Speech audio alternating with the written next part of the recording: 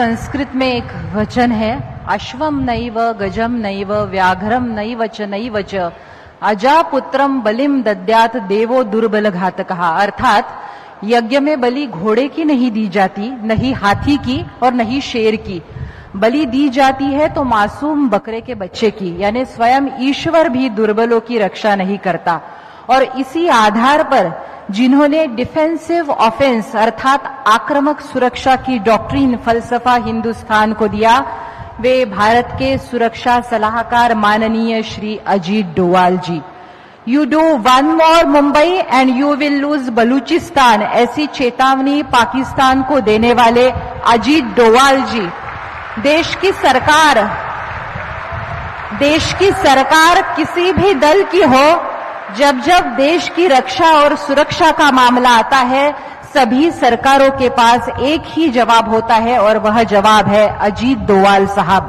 बात केरला के थलासरी के सांप्रदायिक दंगों की हो या मिजोरम के अलगाववादी नेता लाल डेंगा की, सिक्किम को भारत का अविभाज्य हिस्सा बनाना हो या ऑपरेशन ब्लैक थंडर, इतना ही क्यों इतिहास में सबसे चर्चित IC-814 के विमान अपहरण में आतंकियों से बातचीत, जब जब निगोसिएशन की बात आती है तब एक ही नाम होता है अजीत डोवाल साहब।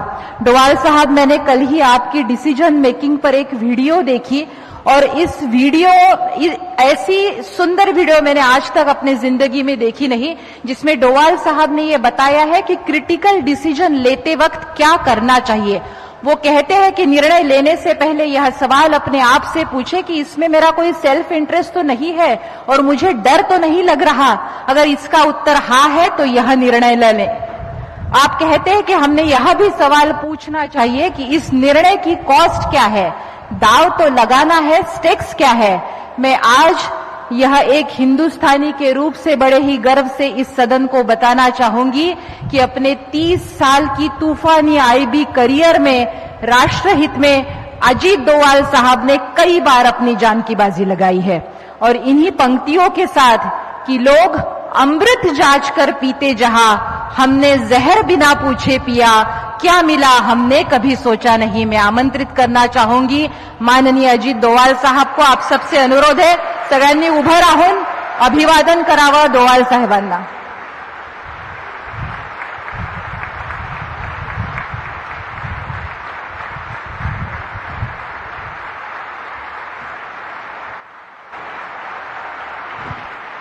धन्यवाद, बहुत बहुत धन्यवाद आप लोगों का।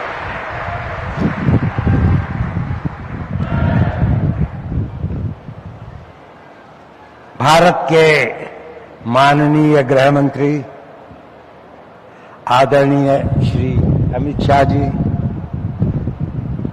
महाराष्ट्र के मुख्यमंत्री माननीय श्री देवेंद्र फडणवीस जी, उप मुख्यमंत्री माननीय श्री एकनाथ शिंदे जी, उप मुख्यमंत्री माननीय श्रीमती सुनेत्रताई पवार जी, तिलक स्वराज स्मारक ट्रस्ट के अध्यक्ष डॉक्टर रोहित तिलक और इस ट्रस्ट के अन्य सदस्यगण, मंच पर आसीन सभी महानुभावगण और इस सभा में उपस्थित गणमान्य देवियों और सज्जनों, आप सबको मेरा अभिवादन।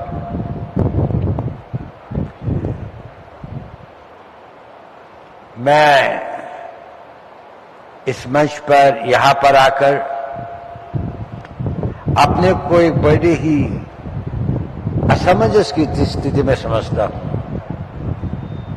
मैं धन्यवाद देता हूं माननीय गृह मंत्री जी का, मुख्यमंत्री जी का, उप मुख्यमंत्री का, सभी लोगों का जिन्होंने मेरे बारे में कहा। सत्य क्या है ये तो शायद मुझे भी नहीं मालूम पूरा। मेरे बारे में आप ऐसी धारणा रखते हैं, मैं इसके लिए आपको नमन करता हूं। मेरे पास शब्द भी नहीं है कि मैं आप लोगों को धन्यवाद दे सकूं।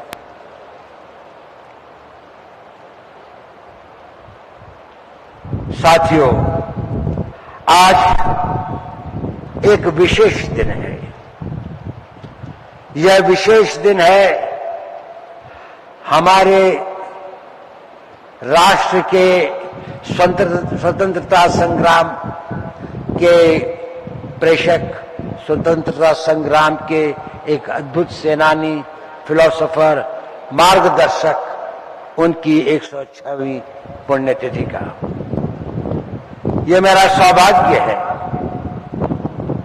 कि मैं आज पुणे में, जो उनकी कर्मभूमि थी, और आप सब लोगों को जो पुणे के निवासी हैं, उनके साथ मिलकर उनको अपने श्रद्धा सुमन और श्रद्धांजलि प्रेषित करता हूं। मैं दिवंगत आत्मा को नमन करता हूं और उनकी आत्मा के लिए ईश्वर से प्रार्थना करता हूं। आज का दिन ये भी दिन है कि जब हमें स्वयं को फिर सोचने की आवश्यकता है। माननीय गृहमंत्री जी ने इस पर बल भी दिया कि उनकी प्रासंगिकता खत्म नहीं हुई है।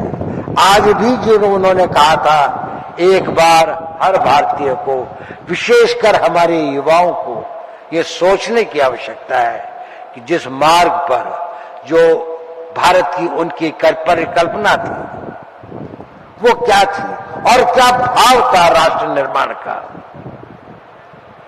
मैं इस पुरस्कार के लिए बहुत आभारी हूं, धन्यवाद देता हूं तिलक स्वराज संघ, लोकमान्य तिलक स्मारक ट्रस्ट को, और मैं इसे विनम्रता से स्वीकार करता हूं।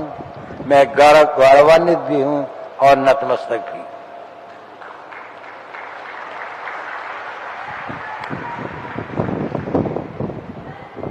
लोकमान्य तिलक जी के जीवन को समझना, उनकी गहराइयों को देखना, उसके लिए उस समय के काल, उस समय के मजबूरियां, उस समय की दयनीयता को शायद हम लोग उसकी कल्पना नहीं कर पाते। विशेषकर जो हमारा युवा वर्ग है, वो सोचता है शायद भारत हमेशा ऐसा ही था। जिसे हम स्वतंत्रता कहते हैं, शायद उनको लगता है कि स्वतंत्रता केवल वह करने की जो आपकी इच्छा है। स्वतंत्रता ये नहीं थी। जिन लोगों ने स्वतंत्रता के लिए अपने प्राणों को न्यौछावर किया, जिन लोगों ने इसके लिए संघर्ष किया, जिन लोगों ने हमें इसका नेतृत्व दिया, लोकमान्य तिलक उसके सिरमौर थे। उसके, उनका जो व्यक्तित्व था, उनका जो समय था, उस वक्त तक वो आवाज उठाने की हिम्मत बहुत लोगों में नहीं थी। लोगों में एक त्रासदी थी, एक पीड़ा थी, एक वेदना थी, एक करा रहा था समाज। लेकिन जो चाहते भी थे कुछ बोलना, वो यही कहते थे कि हम किसी तरह से कोई रास्ता निकालें, बातचीत करके, इनके कुछ संयम का प्रयोग करके, लेकिन वो कठिन रास्ता मुकाबला करके और इसको जीत के ले। ये शायद ये इसका नेतृत्व और इसका भाव उन्होंने ही देश को दिया। दास्ता की बेड़ियों को उन्होंने झंझोड़ने के लिए देश के युवकों और देश की जनता में एक नई चेतना और पौरुष का प्रादुर्भाव किया। अब चाहे उनका त्याग और उनकी सेवा, चाहे महाराष्ट्र का प्लेग हो, जिसमें उनके अपने पुत्र 21 वर्षीय विश्वनाथ को भी अपने प्राण देने पड़े, लेकिन उसके बाद भी वह पुणे छोड़ के नहीं गए। यहां पर लोगों को यातना थी, उन्होंने सोचा ये मेरा कर्तव्य भी है। वो समाज सेवी भी थे। और ये पुणे तो एक धरती, इसके अंदर में ये वीरों की धरती भी है। यहां पर छत्रपति महाराज, शिवाजी महाराज, पेशवा बाजीराव, मालाजी मासुरे, मुरारजी भाई देशपांडे जैसे कई वीर योद्धाओं ने अपनी वीरता का वो उदाहरण और वो मापदंड रखे हैं जो इतिहास में एक अद्वितीय है। शहर में आया था जब मेरे पिता आर्मी में यहां पर पोस्टेड थे। शायद इस सभागार में बहुत कम लोग होंगे जो उससे पहले, कुछ ही लोग होंगे जो उससे पहले पुणे में आए होंगे। जब मैं आया, और मैंने अपना स्कूल की पढ़ाई यहीं से शुरू की। मैं लगभग 1.25 साल 1.5 साल यहां रहे। उसके बाद मेरे पिताजी की ट्रांसफर दिल्ली आर्मी हेडक्वार्टर्स में हो गई, लेकिन मैं यहां पर रहा वो 1-1.5 साल। बहुत सारी चीजें तो मैं भूल गया, लेकिन 2 चीजें मुझे याद है। एक तो है हर मंगलवार को मेरी मां का मुझे लेके चतुर्सिंगी देवी के मंदिर में जाना। वो हमारे यहाँ एक तरह की बड़ी मोटी सी रोटी बनाते, उसको रोट कहते हैं, उसको काटते थे, मीठी होती थी उसके अंदर में, उसका भोग चढ़ाते थे और कुछ और चीजों का भोग चढ़ाते, जो घर में आके हम लोग खाते थे तो हमें अच्छा लगता था। उनकी बड़ी आस्था थी। और दूसरी थी कि हमारे स्कूल में एक परंपरा थी कि प्रार्थना के बाद में एक असेंबली होती थी, जिसमें कोई वरिष्ठ टीचर कुछ व्याख्यान देते थे 10-15 मिनट के लिए, किसी मोरालिटी के इश्यू पर, किसी महापुरुष के जीवन पर, विद्यार्थियों के कर्तव्य के, कुछ भी अच्छी बातों पर। हमारे हिंदी के एक बहुत ही अच्छे वो थे, बहुत अच्छे वक्ता भी थे।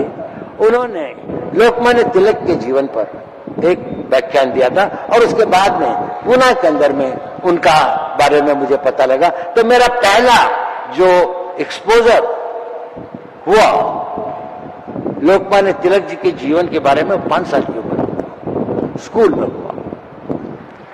मैं कल्पना भी नहीं कर सकता था कि 76 ईयर्स के बाद मैं फिर इसी पुणे की धरती पर किसी दिन उनकी स्मृति में बनाए हुए पुरस्कार को प्राप्त करने के लिए यहां पर हाजिर हूं। ये मेरा सौभाग्य भी है। साथियों, उनके योगदान को समझने के लिए